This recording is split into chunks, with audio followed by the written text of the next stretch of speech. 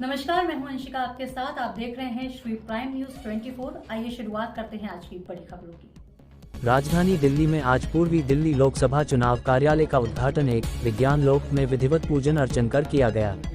इस मौके पर पूर्वी दिल्ली के भाजपा प्रत्याशी हर्ष मल्होत्रा ने सपत्नीक पूजा कर कार्यालय की आधारशिला रखी। इस कार्यक्रम में मुख्य अतिथि भारतीय जनता पार्टी राष्ट्रीय महामंत्री तरुण चुग, राष्ट्रीय महामंत्री दुष्यंत गौतम, दिल्ली भाजपा प्रदेश अध्यक्ष वीरेंद्र सचदेवा, भाजपा प्रदेश संगठन महामंत्री पवन राणा, लोकसभा क्लस्टर प्रमुख विजेंद्र गुप्ता मौजूद रहे। कार्यक्रम में भाजपा लोकसभा प्रत्याशी हर्ष मल्होत्रा, लोकसभा प्रभारी अनिल गुप्ता, विधायक अभय वम एवं अनिल वाजपेयी प्रवक्ता यासीर जिलान ने भाजपा के 400 पार के नारे को बल देते हुए लोगों से हर्ष मल्होत्रा को 5 लाख वोटों से जिताने की अपील की। भारत कुंदरा की रिपोर्ट दिल्ली। भारत कुंदरा की रिपोर्ट दिल्ली।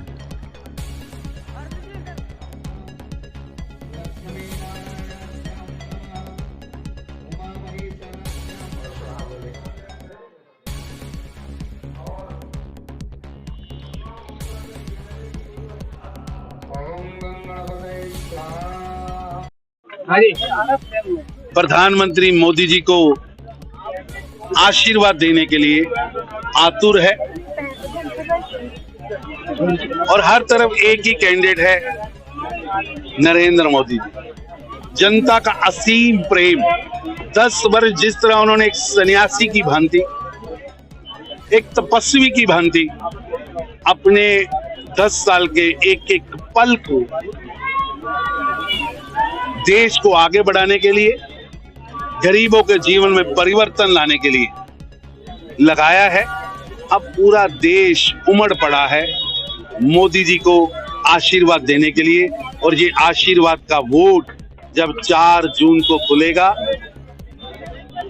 तो ये 400 पार होगा।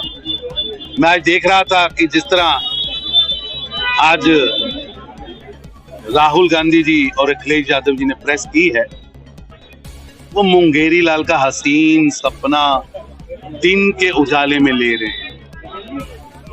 दिन के उजाले में उन्होंने कहा सुपड़ा साफ होने वाला है। कांग्रेस और उसके गठबंधन के सहयोगी ये केवल व केवल वंशवादी, कुटुंबवादी, भ्रष्टाचारी लोगों का समूह है और कुंठित मानसिकता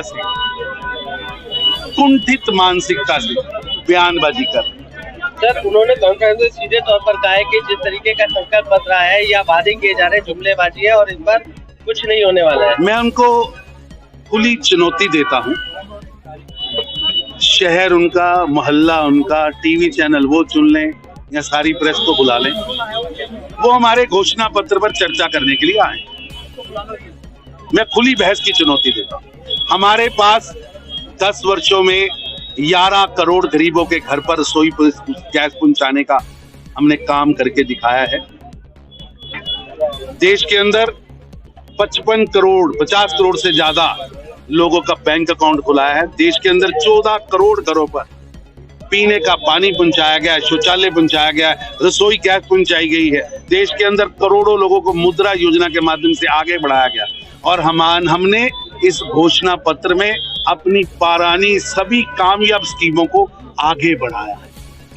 देश के अंदर 4 करोड़ घर बने, और अगर राहुल गांधी जी आपको लिस्ट चाहिए तो हमसे ले जाइएगा। आपके 6 दशकों में जितने घर आपने बनाए होंगे गरीबों के लिए, उससे 50 गुना घर हमने बनाए हैं और 3 करोड़ नए गरीबों को घर देने का गारंटी मोदी जी की गारंटी है। देश के अंदर 70 साल से ऊपर का हर करोड़ अब 5 लाख के मेडिकल इंश्योरेंस में है।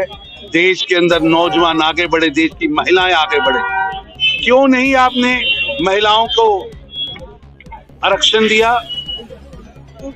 आप तो शक्ति का अपमान कर रहे थे।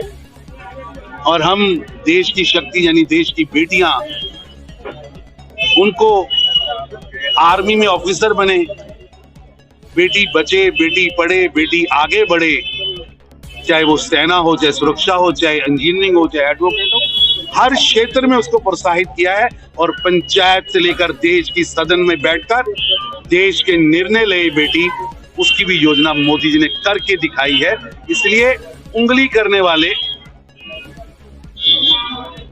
उनको असल में आईने में अपना चेहरा दिख रहा है। साहब आप कह रहे हैं 400 के पार जाएंगे, मगर विपक्ष आप पर हमलावर है। अगर आप 400 के पार जाते हैं तो संविधान खतरे में आ जाएगा, दलितों का जीवन खतरे में आ जाएगा।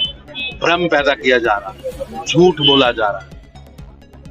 देश के संविधान को ना कोई बदल सकता है, और जब तक भाजपा का एक भी कार्यकर्ता है संविधान की तरफ कोई आंख उठा कर नहीं दे सकता। लेकिन मैं पूछना चाहता हूं, जिन लोग ये प्रश्न उठा रहे हैं, इमरजेंसी में देश के संविधान को किसने बदला था? कांग्रेस पार्टी ने, यही गांधी वंश ने बदला था। और मुलायम सिंह यादव जी के इसके ऊपर बयान है, उस समय के बयान है कि देश के संविधान को तोड़ा जा रहा है। जनता पार्टी के सभी लोगों ने इसके प्रमाण दिए थे। जो आज हम पर कटाक्ष कर रहे हैं, मैं उन्हें इतना ही कहना चाहूंगा कि भाजपा देश के संविधान के लिए वचनबद्ध है, और डॉक्टर भीमराव अंबेडकर जी ने बहुमूल्य उपहार देश को दिया है, लेकिन उसका अपमान इमरजेंसी के समय में कांग्रेस पार्टी ने किया था, जिसके तथ्य और साक्ष्य आज भी मौजूद। आज हर्ष मल्होत्रा जी के कार्यालय का उद्घाटन हुआ है, मगर क्षेत्रीय एमएलए ओपी शर्मा जी मंच से नाराज है, सर क्यों? अरे भाई साहब, आप भाजपा के कार्यकर्ता के डीएनए को जानते नहीं। ये किसी व्यक्ति के लिए नहीं, किसी पद के लिए नहीं, मिशन के लिए काम करने वालों का टोला है। मिशन के लिए काम करने वाला, और नाराजगी शायद आपको वहम हो रहा है। भाजपा का एक एक कार्यकर्ता विकसित भारत बनाने के संकल्प को लेकर निकला है, और उसे मिशन मानकर, क्योंकि ये विकसित भारत मोदी जी के हाथों पूरा होने वाला है, उनको 400 पार पहुंचाने में लगा। आज भगवान राम के जन्मोत्सव पर, रामनवमी पर हमारे हजारों कार्यकर्ता पूर्वी दिल्ली लोकसभा के चुनाव कार्यालय के शुभारंभ पर यहाँ पर थे। हवन पूजा और उसके बाद हमारे शीर्ष नेतृत्व का उद्बोधन हुआ है। सभी कार्यकर्ता बहुत प्रसन्न हैं कि आज बहुत पवित्र दिन हमारे चुनाव अभियान का शुभारंभ हुआ है।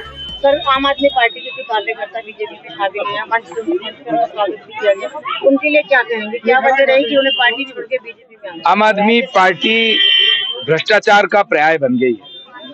वहां पर जो उस समय कार्यकर्ता उनके साथ जुड़ा था, वो इस मुगालते में जुड़ा था, केजरीवाल साहब के उन झूठे भाषणों के कारण जुड़ा था कि वो राजनीति बदलने आए।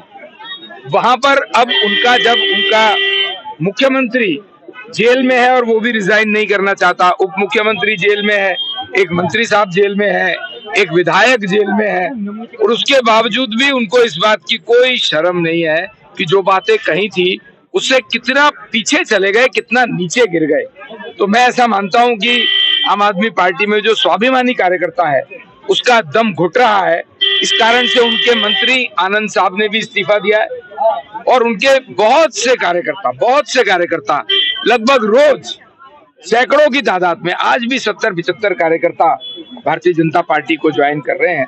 मैं उनका अभिनंदन करता हूं, स्वागत करता हूं। हर्षी, जैसे कि आम आदमी पार्टी ने राष्ट्रीय प्रचारक के नाम पर केजरीवाल जी को और उनकी वाइफ को बोला है, क्या केजरीवाल जी जेल से प्रचार करेंगे या बाहर आके?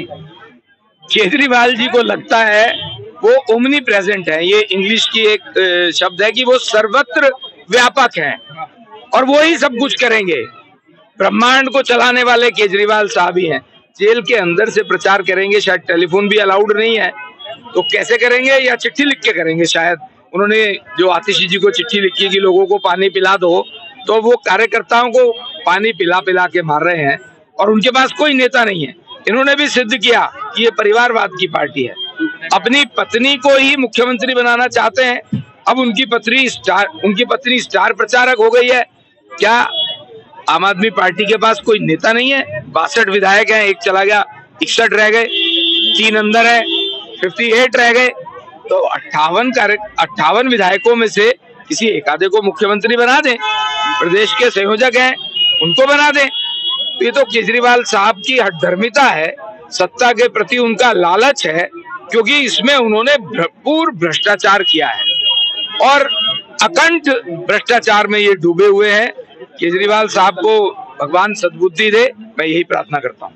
सर आप बता दीजिए, आज आपने बीजेपी ज्वाइन किया। सर आपने बीजेपी ज्वाइन किया, क्या लगता है कि मुझे पार्टी में आपका दम घुटने लगा था? सभी बातों की रिपीट करने से कोई फायदा नहीं है। जो हमारे प्रत्याशी ने बोला है वो बिल्कुल सही बोला है, वहाँ पे दम घुट रहा था। और हमारे अरविंद केजरीवाल जी, मैं ये कहता हूँ उनके लिए कि 100 झूठे मरे होंगे जब ये एक झूठा पैदा हुआ है।